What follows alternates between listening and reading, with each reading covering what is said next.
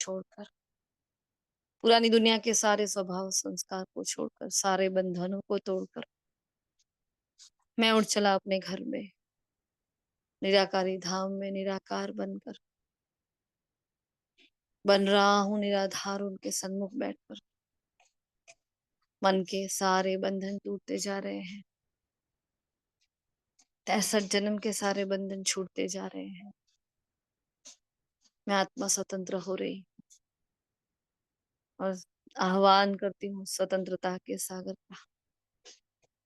आ जाओ मीठे बाबा, इतना रमणीक, इतना ऊंच, इतना प्यारा सर्वोच्च ज्ञान लेकर वो गोपिकाएं आपकी मुरली की तान सुनने के लिए उत्सुक हैं। आ जाओ मीठे बाबा, आ जाओ। आ रहे वो निराकार धाम छोड़, ठहर जाते हैं बिल्कुल मेरे सामने, आमने सामने हम दोनों।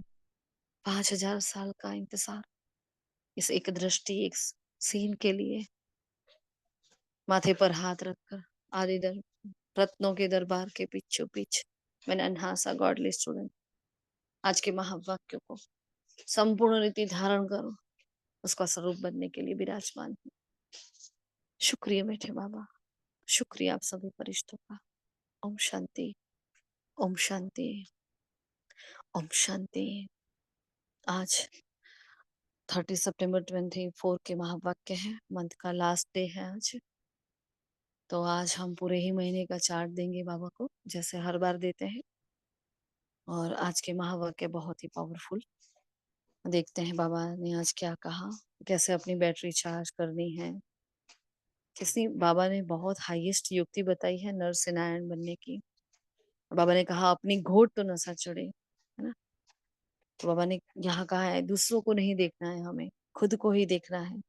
हाँ, हम किसी से अच्छी बातें सीखें लेकिन किसी की कमियां ना देखें, है ना, क्योंकि जो देखते हैं वो आता है। तो मन मना भाव क्या है वो भी बाबा ने अच्छे से बताया है आज। बहुत ही पावरफुल वरदान स्लोगन के साथ आज के महावाक्य हम स्टार्ट करते हैं। आप सभी अपने अपने पॉइंट्स बताएं। ओम शांति। और ज्यादा विस्तार में नहीं, दूसरी आत्माओं को भी चांस दे। ओके जी। और जो आत्माएं बोले तुरंत फिर उसका पॉइंट खत्म हो तुरंत ही वो माइक ऑफ कर दिया करें, है। ओम शांति। ओम शांति। अपना टाइम सफल करें, अपनी उन्नति के लिए बैटरी चार्ज करें। दूसरी बातों का चिंतन तो पर चिंतन हो गया, अभी अपना चिंतन करना है। बाप को याद करो, अपनी बैटरी चार्ज करनी होगी, तुमको अपनी बैटरी चार्ज करनी ही है। ओम शांति।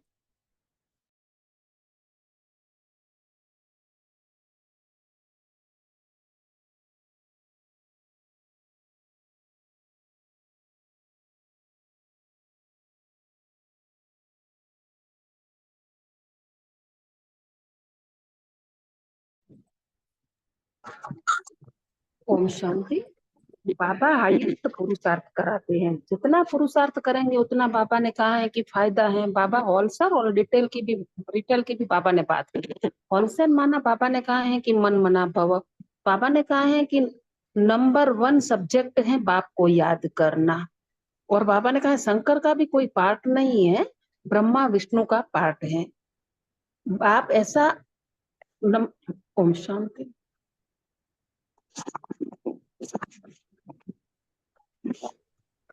ओम शांति। आज की मुरली में बाबा बच्चों को मजबूत बना रहे हैं। ज्ञान योग में मजबूत रहो, माया बच्चों को कमजोर बनाती है। इसलिए बाबा कह रहे हैं कि पर चिंतन नहीं, स्वचिंतन करो, परमात्म चिंतन करो। परमात्म चिंतन से कल्याण है, परमात्मा का कभी अंत नहीं है। और पर चिंतन यानी चिंता, उसमें चिंता चिता समान, तो उसमें नाश है। तो आत्मा अविनाशी है और शरीर विनाशी है। ये अंतर बाबा दिखा रहे हैं, इसलिए बच्चों को मजबूत कर रहे हैं और बार बार चेक भी कर रहे हैं, क्योंकि हिसाब किताब लेना है ना। ओम शांति।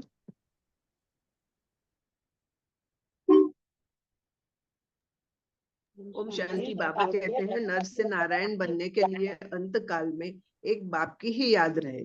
इस हाईएस्ट युक्ति को सामने रखते हुए पुरुषार्थ करना है। मैं आत्मा हूँ, इस शरीर को भूल जाना है और किसी भी बात के चिंतन में अपना समय नहीं गंवाना है, अपनी मस्ती में रहना है। स्वयं के प्रति चिंतन कर आत्मा को सतो प्रधान बनाना है। ओम शांति।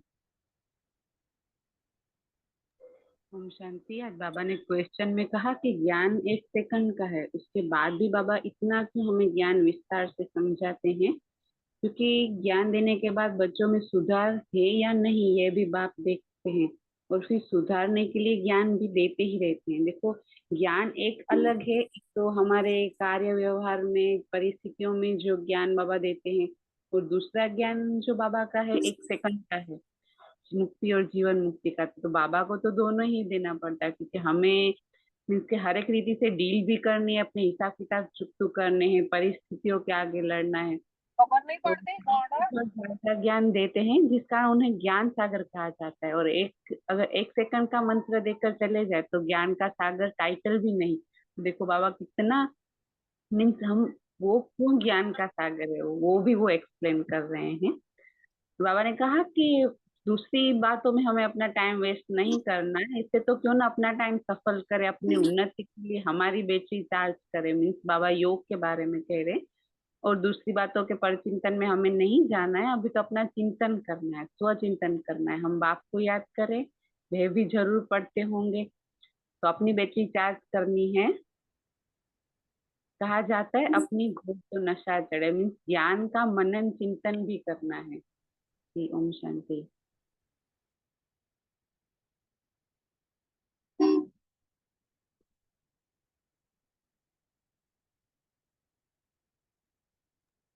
ओम शांति।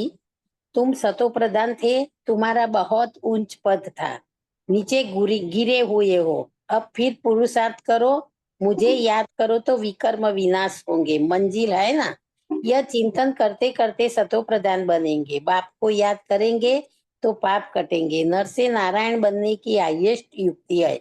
ओम शांति। ओम शांति। आज का स्लोगन है, ऐसे रूहानी सोशल वर्कर बन जाओ तो भटकती हुई आत्मा को ठिकाने दे दो, भगवान से मिला दो। बाबा हमें कहते हैं कि हमारे में से ही यही सबको लगे कि ये कहाँ जा रहे हैं, कहाँ से ये ज्ञान ले रहे हैं।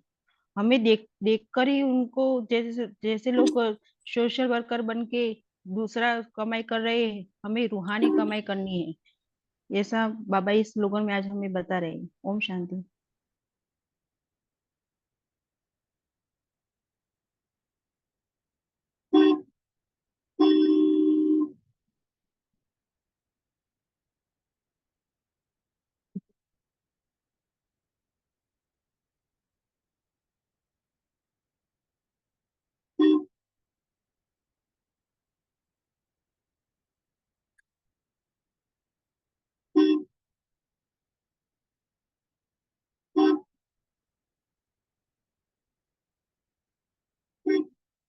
ओम शांति। आज बाबा ने कहा कि जितना हम पुरुषार्थ करेंगे उतना फायदा ही फायदा है। तो फिर पुरुषार्थ करो, मुझे बाबा ने कहा याद करो तो विकर्म विनाश हो जाएंगे। और मंजिल है ना, तो ये चिंतन करते करते सतो प्रधान बनेंगे। तो नारायण का ही सिमरन करने से हम नारायण बनेंगे, बाबा ने कहा।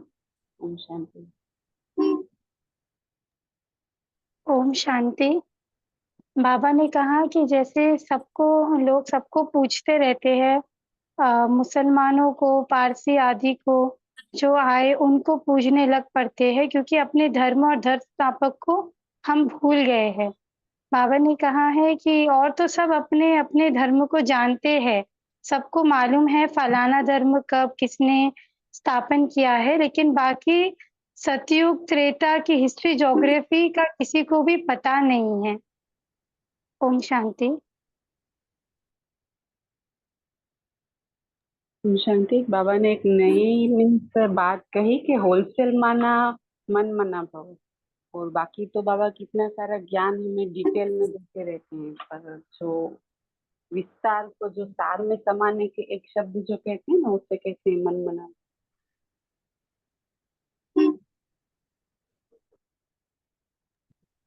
बाबा ने आज की मुरली में वैसे पहले भी बताया है, पर आज भी स्पष्ट किया है कि ये धरती का कभी पूरी तरह से विनाश नहीं होना है। ओम शांति।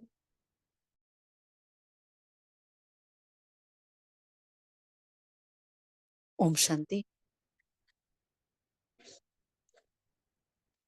आज बाबा ने अपनी बैटरी चार्ज कैसे करनी बताया। अपनी बैटरी चार्ज करने का ख्याल करो, अपना टाइम पर चिंतन में वेस्ट मत करो, अपनी घोट तो नशा चढ़े, है ना। मतलब सिंपल सी बात है, अपने काम से काम रखो। हाँ, कौन क्या कर रहा है, कैसा पुरुषार्थ कर रहा है, हाँ, कौन आत्मा कैसा चल रही है, कितनी पुरानी है कितनी नहीं है, डजंट मैटर, मुझे सिर्फ अपने को देखना है ना। तो यही तो हमने इतने सालों इतने जन्मों किया है कि हमने दूसरों को देखा है। अभी बाबा अपने को देखने के लिए कह रहे हैं।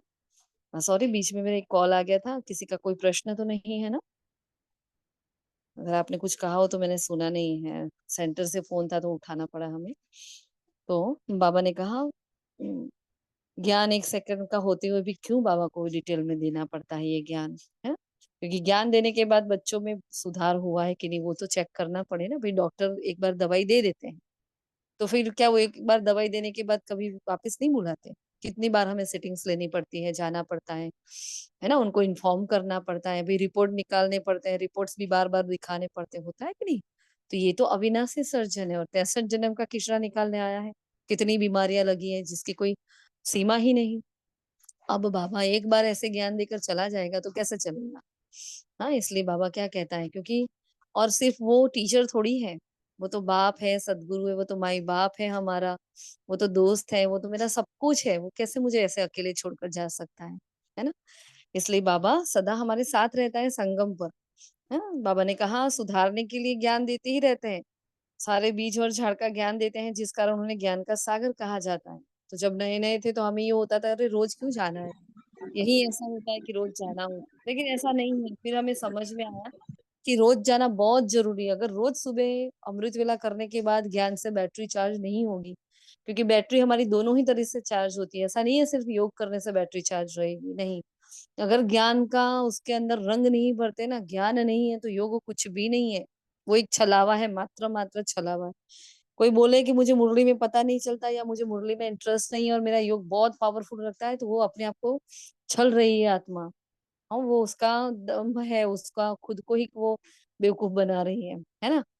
तो वो एक आडंबर है बस, और कुछ नहीं है। योग नहीं होता ऐसा। तो ज्ञान और योग दोनों आंखें हैं, उनके बिना चलता नहीं है।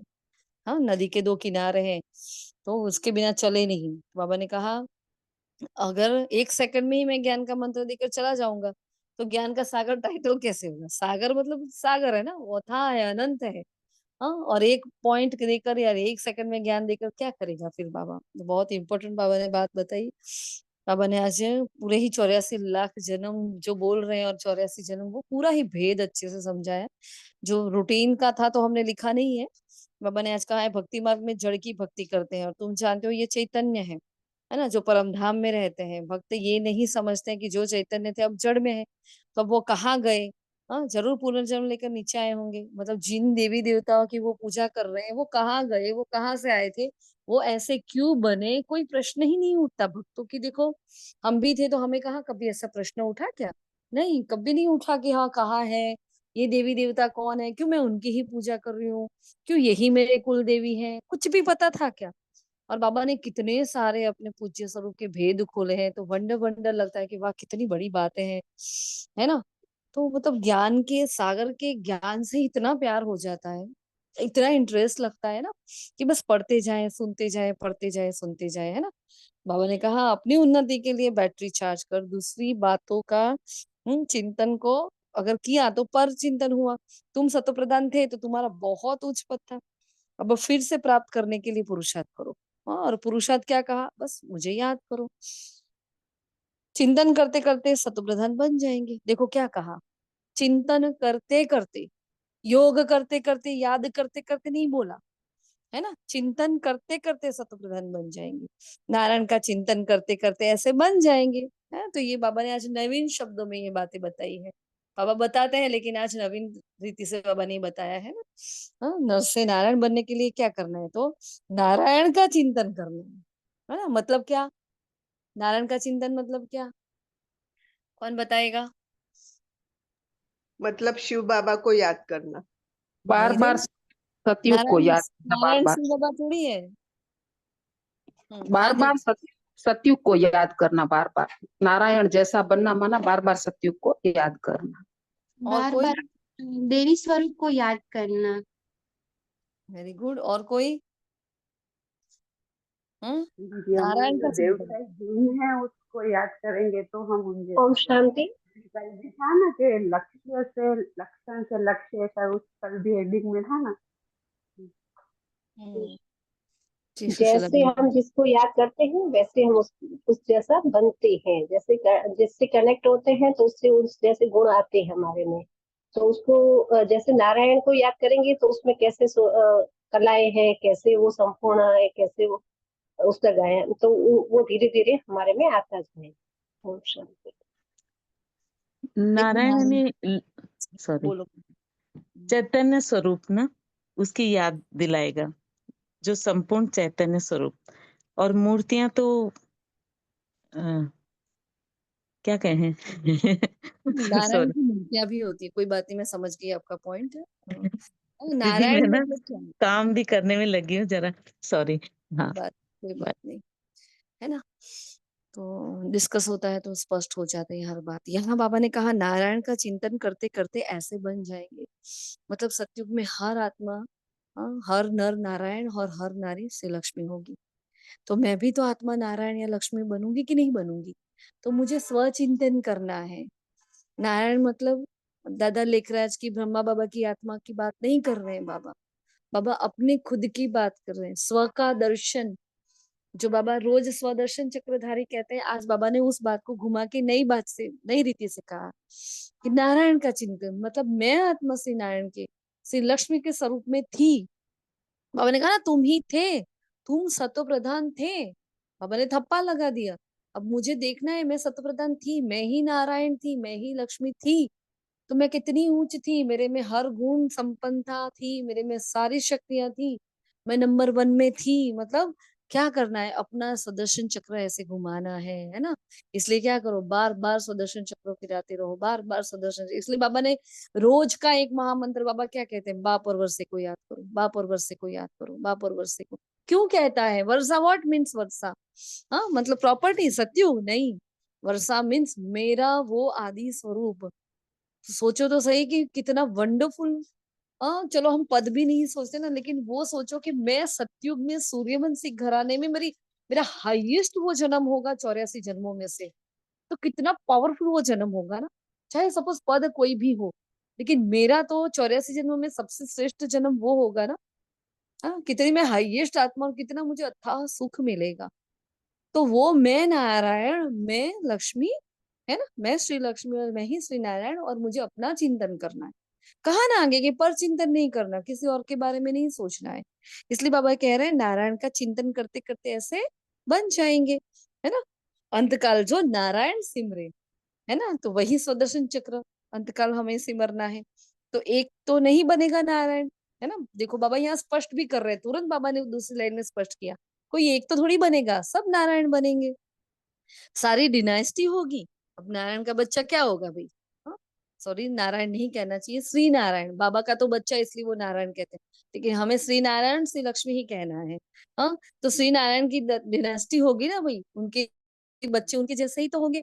हाँ, राज परिवार के बच्चे, तो सारी डिनास्टी होगी। बाप हाईएस्ट पुरुषार्थ कराएंगे। देखो कई बार बाबा कहते हैं ड्रामा पुरुषार्थ कराना है, और आज बाबा क्या कह रहे हैं, बाबा हाईएस्ट पुरुषार्थ कराएंगे। वाह, कितनी वंडरफुल बात है। हाँ, अब यहाँ जो आत्माएं बैठी हैं, किसके जीवन में बहुत पेपर चल रहे हैं अभी, मस्त वाले पेपर, जब मतलब जो रुकने का नाम ही नहीं चल रहे, ऐसी कोई आत्मा है क्या?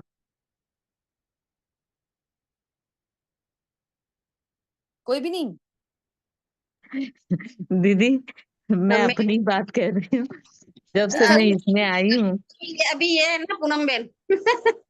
अच्छा हाँ, तो राइट राइट, मतलब डेली का जो भी घर में चल रहा है, पर बस बाबा को आगे रख के कर रही हूँ, तो शायद 1% 2% इम्प्रूवमेंट हर दिखे, आत्मा, और देखो दिखेगा, हर आत्मा मुझे में, पूरा विश्वास है। नहीं सही बात है, हो जाएगा, होने ही है, हाँ, हुआ ही जी पड़ा। दीदी, हमें तो ये पर समझना है। दीदी रियली जो अनुभूति हो रही है ना, रियली अलग ही अनुभूति, दुनिया से बिल्कुल अलग। हाँ, सबको साथ में लेके चल रही हूँ, बहुत प्यार से सब कुछ कर रही हूँ। सब चालू है, अभी देखो ये चनिया चोली तैयारी कर रही हूँ देने के लिए। अ, लोग मतलब जो रिलेशन में है कि भाई गिफ्ट करना है, इसको ये देना है, ये देना है। पर बाबा के साथ रह के वो आनंद की अनुभूति वो अलग ही, बहुत रिचनेस, और आपका योगदान, आप लोगों का प्यार, really thank you Baba, thank you. और ये संगम का यही सुख है, ये जिसको अतीन्द्रिय सुख का सुख, सुख धाम का सुख अतीन्द्रिय सुख नहीं है, संगम बिल्कुल का दीदी, सुख। बिल्कुल। जैसे और इसको और दूसरा दीदी, एक सेकंड में आपकी बात काट के, जो फोन में हम लोग मिसयूज करते थे ना, इसका फोन आ रहा है, उसका आ रहा है, इससे बात कट, इतना लाइटनेस फील हो रहा है ना, और दिख रहा है कि देखो मुझे ही तकलीफ नहीं है, देखो कितने हैं, और किस तरह से हम सब उन तूफानों से लड़के आगे निकल रहे हैं, तो और अच्छा सीखने को मिल रहा है, और हम लोग मजबूत हो रहे हैं। रियली दीदी, थैंक यू। जैसे बाबा ने कल कहा, ओम परिस्थिति शांति। को शिक्षक हम्म, समझने को कहा ना बाबा ने, बहुत पावरफुल वरदान था। और बहुत ही मतलब ये बहुत ही धारणा युक्त, जैसे हर ही बात धारणा वाली होती है, लेकिन बाबा ने बहुत पावरफुल बात कही कि परिस्थितियां क्या है, शिक्षक है। अगर ये प्रैक्टिकल एग्जाम नहीं आते, हम अभी क्या कर रहे हैं, थियरी डिस्कस कर रहे हैं, है ना। अब ये थियरी पढ़ तो ली सुबह सुबह, और अब उस थियरी पर पूरा दिन प्रैक्टिकल एग्जाम नहीं आएंगे तो हम संपूर्ण कैसे बनेंगे। अच्छा, हम प्रैक्टिकल एग्जाम देंगे तब हमें अनुभूति होगी, अब वो अनुभूति होगी तो हम दूसरों को सुनाएंगे, जैसे आप अभी सुना रहे हो। तो जब तक हम अनुभवी मूर्त ना बने, हम सेवा के लायक ही नहीं बनते हैं, है ना। तो जो बाबा थियरी दे रहे हैं ज्ञान के माध्यम से, मुरली के माध्यम से, उसको हम जीवन में धारण कर रहे हैं, उसको धारण करते हैं, है ना। तो उसको योग में उसको धारण करने की शक्ति हमें मिलती है, ठीक है। फिर उसको धारणा का स्वरूप बनते हैं, जब धारणा का स्वरूप बनते हैं फिर ही बाबा हमसे वो सेवा करवाते हैं। मतलब आपका एक अनुभव किसी के लिए बहुत बड़ी ताकत बन जाता है ना। अनुभव वो खान है, अनुभव वो खजाना है। इसलिए बाबा कहते हैं ना, अनुभव का खजाना बांटते रहो, ये भी एक खजाना है। कल कहा ना खजाने जमा करो, तो भाई अनुभव का तो खजाना जमा करो। बाबा ने 5 खजाने ही कल डिस्कस किए थे, लेकिन ये अनुभव का खजाना कितना बड़ा खजाना है। बहुत सारी बाड़ियों में बाबा ने ये अनुभव के खजाने के बारे में भी बताया है। तो कैसे होगा अनुभव, जब तक मैं आत्मा मुरली के अंदर नहीं जाऊंगी, उस सागर के गहराई में नहीं जाऊंगी, हाँ, उसका योग में मनन चिंतन नहीं करूंगी, पूरा दिन उस पर चिंतन नहीं चलाऊंगी, उसको अप्लाई नहीं करूंगी, तब तक मैं धारणा का स्वरूप नहीं बनने वाली, उस ज्ञान का स्वरूप नहीं बनने वाली। तब तक बाबा सेवा नहीं कराएंगे, मेरे से पेपर नहीं लेंगे, मेरे जीवन में विघ्न नहीं आएंगे, समस्याएं नहीं आएंगी। तब तक मैं उसका अनुभव कैसे करूंगी, मैं किसी के लिए कैसे टीचर बनकर उस अनुभव को रख पाऊंगी, है ना। तो पूरी ही साइकिल बहुत पावरफुल है। तो सब जो भी जिनके भी जीवन में बहुत पेपर चल रहे हैं, बहुत खुश हो जाओ, आज बहुत खुश हो जाओ, अपने आप को शाबाशी दो, है ना। पूनम बेन का तो मुझे पता है, हाँ, मुझे अपना भी पता है, बाकी सबका भी खुद का कुछ कुछ तो होता ही है। ऐसा तो हो ही नहीं सकता कि ब्राह्मण हो और पेपर ना दे रहा हो, ऐसा तो हो ही नहीं सकता। नहीं पेपर आ रहे हैं तो सोचो कुछ गड़बड़ है ना, क्योंकि एकदम निर्विघ्न तो अभी कोई बनता नहीं है। तो और ज्ञान की गहराई में जाओ। बाबा कई बार कहते हैं माया का आह्वान करो, कब तक माया आएगी, एक दिन तो वो थकेगी, हाँ, कब तक वो पेपर लेकर आएगी। तो जो पेपर आ रहे हैं हमारे लिए एक तूफान नहीं है, वो तोहफा है। तो ये सब बातें जो सुनते हैं ना, उसको अप्लाई करके उसको रियलाइज करना कि नहीं सच्ची बात है। हाँ, कई बार वो पेपर चला जाता है, फिर जब शांति से सोचते हैं तो पता चलता है वाह, इस पेपर ने तो मुझे कितना सारा सिखा दिया। मतलब जो पेपर आता है ना, चारों सब्जेक्ट सिखा के जाते हैं, चारों ही सब्जेक्ट, ज्ञान योग धारणा सेवा, 4 सब्जेक्ट में कुछ कुछ सिखा के जाते हैं। इतना वंडरफुल पेपर आते हैं, और साथ साथ हमारे हिसाब किताब भी चुकतू करा के जाते हैं। तो वाह पेपर, वाह वाह एग्जाम, वाह वाह विघ्न, वाह जो बाबा कहते हैं ना, है ना। तो अपने आप को शाबाशी दो, क्योंकि बाबा हाईएस्ट पुरुषार्थ करा रहे हैं, क्योंकि हाईएस्ट बनाना है बाबा को, तो पेपर भी हाईएस्ट आएंगे ना, है ना। हाँ, टुच्चू टुच्चू पेपर आएंगे तो क्या मतलब, ऐसा थोड़ी चलता है। हाँ, अब बहुत एक्सीलेंट बच्चा है, कोई बहुत होशियार बच्चा है, उसको आप बोलोगे भी 1 to 100 बोल, हाँ, तो उसका तो अपमान हो गया ना। तो भाई जैसे तैसे पेपर आएंगे तो हमारा तो इंसल्ट हो गया, तो हमारे पेपर भी कैसे आएंगे, हाईएस्ट, है ना। क्योंकि ऊंच ते ऊंच बाप ऊंच ते उच्च शिक्षा दे रहा है, ऊंच ते ऊंच बना रहा है, तो पेपर भी तो क्या होगा। हाँ, इक्वेशन ही कहाँ बैठेगा अगर उच्च पेपर नहीं आएंगे तो। तो शाबाशी दो, खुश हो जाओ आज, तो ये है ही राज्यों की नॉलेज, सो भी सारे विश्व का मालिक बनना है। हर बात डिटेल में समझाते हैं बाबा, लेकिन होलसेल माना मन मना भव। एक एक शब्द में बता दिया कि मन मना भव, अब उसको ही डिटेल में बाबा समझाते रहते हैं। बाबा ने कहा पालना भी तो करनी पड़े, समझाना भी पड़े, सुधारना भी पड़े, सब कुछ करना पड़े, इसलिए बाबा एक सेकंड का ज्ञान नहीं दे रहे हैं। कितने पुराने बच्चे, बाबा ने आज अपने पुराने बच्चों को काफी याद किया कि कैसे कैसे पुराने बच्चे होशियार बच्चे थे, जो सब कुछ छोड़ छाड़ कर आ गए थे, आज नहीं रहे हैं, जिनकी जिनके द्वारा भट्टी ही बननी थी, जो भट्टी बनी, है ना, उन्होंने बाप की गोद भी ली, फिर माया ने क्या किया, उनको हप कर लिया, उड़ा दिया। तो उसमें से कुछ आएंगे जरूर, बाबा ने कहा कुछ बच्चे वापस भी आएंगे, और बाबा उनको आने भी देगा। देखो भगवान कितना रहम दिल, जो बच्चे उनको छोड़कर चले गए उनको वापस आने की परमिशन भी देता है। बल पुरुषार्थ करे कुछ उच्च पद प्राप्त कर ले, है ना। फिर बाबा ने कहा स्वर्ग में जाने के लिए तो पुरुषार्थ करना पड़े। आत्माओं का सारा ही स्टॉक निराकारी दुनिया में होता है, ये दुनिया खाली कभी नहीं हो सकती, है ना। उसके लिए कहा राम गयो रावण गयो, मतलब दुनिया बिल्कुल खाली कभी नहीं होगी, ना राम राज्य है ना रावण राज्य है, लेकिन कुछ तो है। जो एडवांस पार्टी की आत्माएं यहाँ से गई है देवकुल की आत्माओं को जन्म देने के लिए, वो आत्माएं उस धरा पर, हाँ, उसी दिल्ली परिस्थान में वहीं रहेगी। हाँ, किसी ना किसी माध्यम से वो वहां पहुंचेगी, वहीं से नई दुनिया शुरू होने वाली है ना। अगर भौगोलिक दृष्टि से देखें, ज्योग्राफिकल दृष्टि से, फिजिकल दृष्टि से भी देखें, तो हमने जो क्लास के बारे में हम चर्चा करते हैं, मुखर्जी भाई की क्लास, उन्होंने समझाया कि भारत का भौगोलिक वो फीचर्स ही ऐसे हैं कि वो ऊपर रहेगा, इसलिए वो डूबेगा नहीं, इसलिए भारत अविनाशी खंड है ना। तो कुछ आत्माएं बचेगी जो देवकुल की आत्माओं को, श्री कृष्ण को, श्री राधे को, हाँ बाकी, हाँ उनकी डायनेस्टी को मतलब जन्म देने के लिए कुछ आत्माएं रहेगी, कुछ साइंटिस्ट भी रहेंगे, इंजीनियर्स भी रहेंगे, जो जो आत्माओं की वहां जरूरत पड़ेगी महल बनाने के लिए, वो भी रहेंगे, है ना। तो देखो कैसे मस्त स्थापना हो रही है, कितना अच्छा वैरायटी, वंडरफुल ड्रामा। धीरे धीरे ये सारे राज भी बाबा आगे खोलेंगे हमारे सामने।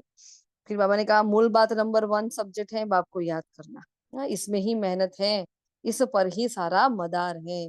बाबा ने कहा सृष्टि तो यही है, यही राम राज्य और यही रावण राज्य। फिर बाबा ने कहा सतयुग और त्रेता की हिस्ट्री ज्योग्राफी किसी को पता नहीं है, बाकी सबको पता है।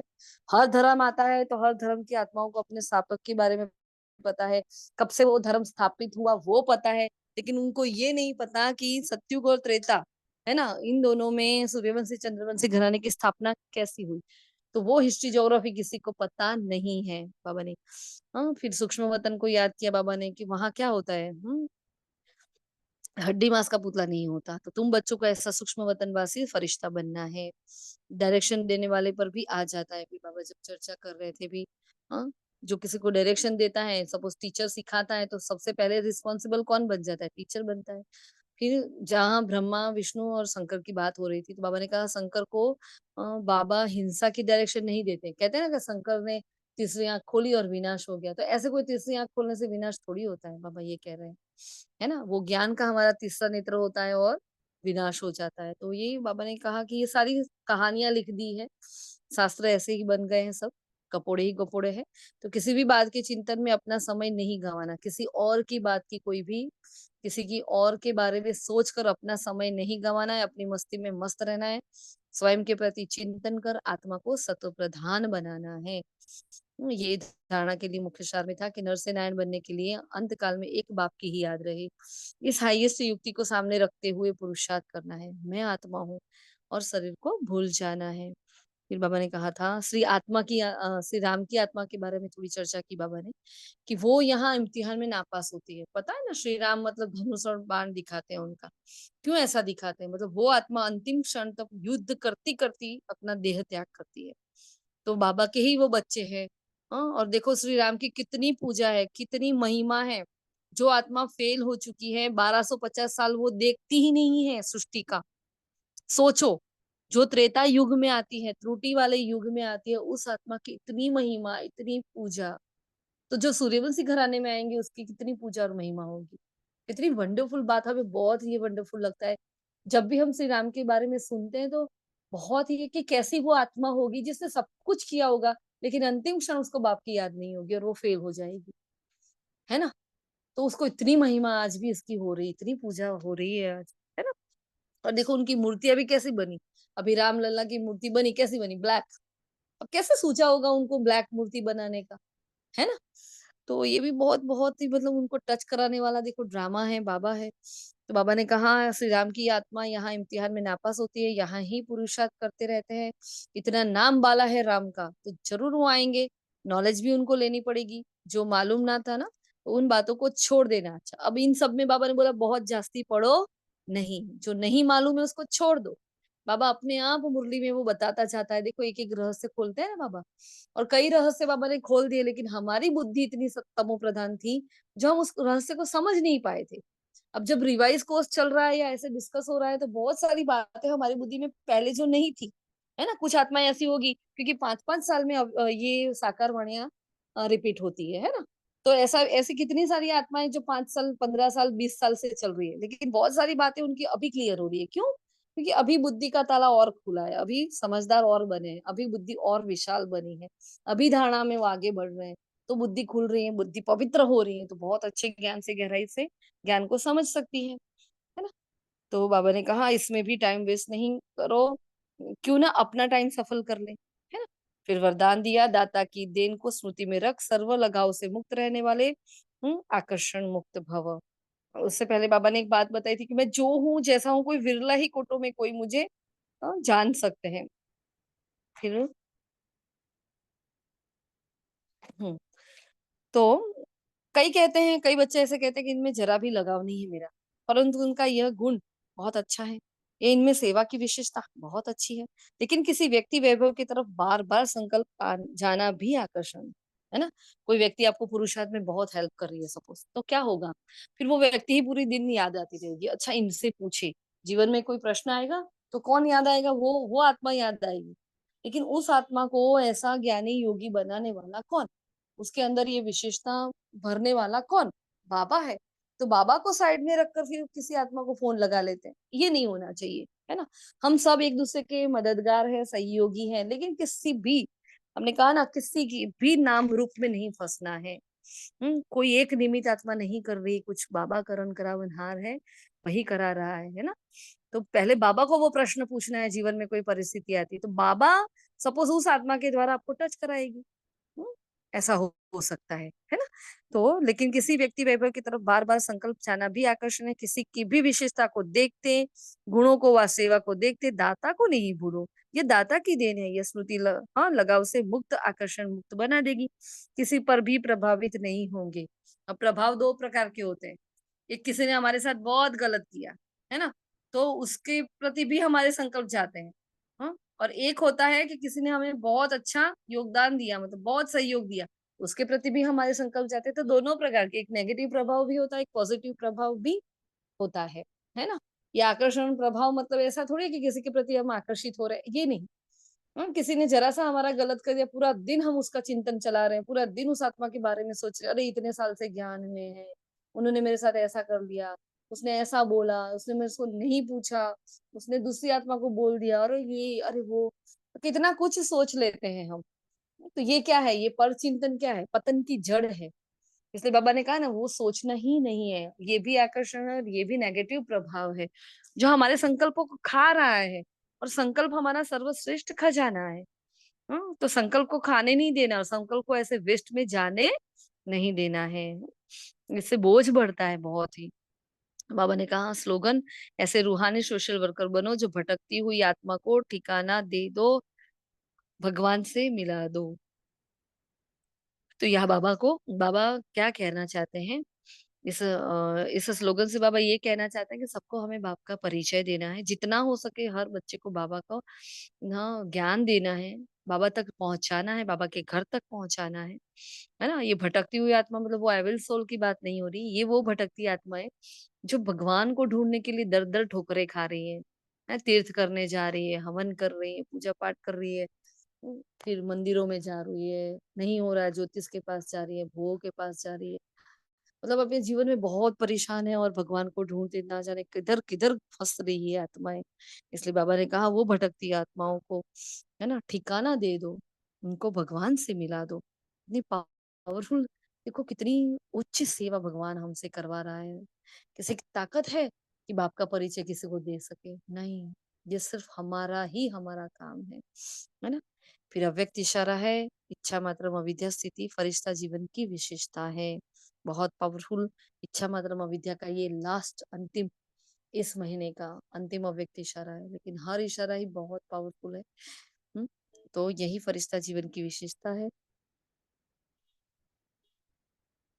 जब ब्राह्मण जीवन फरिश्ता जीवन बन जाती है तो कर्माती स्थिति को प्राप्त हो जाते हैं। मतलब ब्राह्मण जीवन को फरिश्ता स्थिति, और फरिश्ता स्थिति क्या बताई? फरिश्ता स्थिति का क्या बताया बाबा ने? कौन बताएगा? अभी बताया ना बाबा ने, फरिश्ता स्थिति मतलब क्या? बहुत जब पावरफुल बात कर्मातीत बाबा बन जाते हैं। जी। माँ कभी सिर्फ बाबा की याद में, बाकी कोई पर चिंतन नहीं। नहीं नहीं, अब बीच बताया बाबा। बाबा ने जब कर्मातीत बन जाते हैं। और बोलो। मुझे जब तो एक पॉइंट ध्यान है, बाबा ने बोला था कि फरिश्ता जो होते हैं ना वो फरिश्ता स्वरूप, उनके हड्डी मांस नहीं होते हैं, मतलब आत्मिक स्वरूप। नहीं वो एक नहीं, पॉइंट बाबा ने बोला। इच्छा अभी मात्रम अविद्या madam. Very good very good, है ना। इच्छा मात्रम अविद्या स्थिति फरिश्ता जीवन की विशेषता है। मतलब अगर आपकी अवस्था इच्छा मात्रम अविद्या है, हाँ, आप इच्छा मात्रम अविद्या हो गए तो फरिश्ता बन गए, समझ लो। तो बहुत ही इंपॉर्टेंट बात बाबा ने बताई है। फरिश्तों का देखो, फरिश्तों के बहुत सारे लक्षण है ना, एक नहीं है, बहुत। आप सब राइट हो, आप में से कोई भी रॉन्ग नहीं है, लेकिन अभी अभी जो डिस्कस हुआ ये हुआ। इच्छा मात्रम अविद्या हो गए तो हम इष्ट देव देवी बन सकते हैं, तो हम फरिश्ते बन सकते हैं। हम्म तो आज की मुरली में क्या धारण करेंगे? आज की मुरली से हमारा पुरुषार्थ क्या रहेगा? कौन बताएगा? मेन पॉइंट क्या करना है आज की मुरली से धारण हमें? पर चिंतन नहीं करना है, समय को सफल करना है। वेरी गुड, पर चिंतन बिल्कुल भी नहीं करना। अपनी घोट तो नशा चढ़े, बैटरी को चार्ज करना है। इसको शॉर्ट में लिख दो। हमने अपनी नोटबुक में शॉर्ट में लिखा क्या? अपनी घोट तो नशा चढ़े, battery charge, don't waste time, मैं कर्मातीत आत्मा हूँ। मतलब इतने इतने पर पॉइंट पर मुझे आज पुरुषार्थ करना है, ये होना चाहिए। और लगाव मुक्त लिख दो, आकर्षण मुक्त लिख दो, हाँ, और रूहानी शोषण होकर, ये मेन मेन पॉइंट लिख दो, शब्द लिख दो खाली। हाँ, इन शब्दों का खाली एक चार्ट बना दो, इसमें पूरी मुरली आ गई कि नहीं आ गई? समझ में आया? अगर किसी का हाथ फ्री है तो बना सकते हैं क्या? अपनी घोट तो नशा, बैटरी चार्ज करनी है, फिर अपनी घोट तो नशा चढ़े, डोंट वेस्ट टाइम, है ना, मैं कर्मातीत, फिर क्या बताया था? हम्म लगाव से मुक्त, आकर्षण से मुक्त, और मैं रूहानी सोशल वर्कर। इतना भी याद रह गया, हाँ, बीच में फरिश्ते को ले आओ, इतना भी अगर याद आ गया तो ये पूरी मुरली याद रह जाएगी। बस इतना याद करना, ठीक है। ऐसे रोज की वाणी से ऐसे कुछ कुछ थोड़ा थोड़ा बना देना है हमें, जिससे क्या होगा, वो पूरी ही वाणी हमारी रिवाइज रहेगी, अपने मन में चलती रहेगी। और क्योंकि बोला अपनी घोट तो नशा चढ़े, अब अपनी घोट तो नशा कैसे चढ़ेगा? तो ज्ञान की पॉइंट्स जब तक याद नहीं रहेगी, उस पर चिंतन नहीं चलेगा, हाँ, तो मैं श्री नारायण श्री लक्ष्मी कैसे बनूंगी? तो अपनी घोट तो नशा चढ़ाने के लिए मुझे, हाँ, नशा लेना तो पड़ेगा ना। हाँ, दो चार सीप ज्ञान के बार बार में लेने पड़ेंगे ना। वो होते हैं जो ड्रिंक्स लेते हैं, वो भी क्या करते हैं, थोड़ी थोड़ी देर में जाके सिप लेते हैं, मतलब उसका मजा लेते हैं, है ना। तो हमें मजा लेना है, हाँ, थोड़ा थोड़ा करके मजा लेना है। ये ज्ञान का ड्रिंक है, ये ज्ञान का अमृत है, इसको बार बार बार बार अपने अंदर डालो, उसका नशा चढ़ेगा, नारायणी नशा जिसको कहते हैं। ठीक है जी। अच्छा, शुक्रिया मीठे बाबा का, और शुक्रिया आप सभी फरिश्तों का। ओम शांति।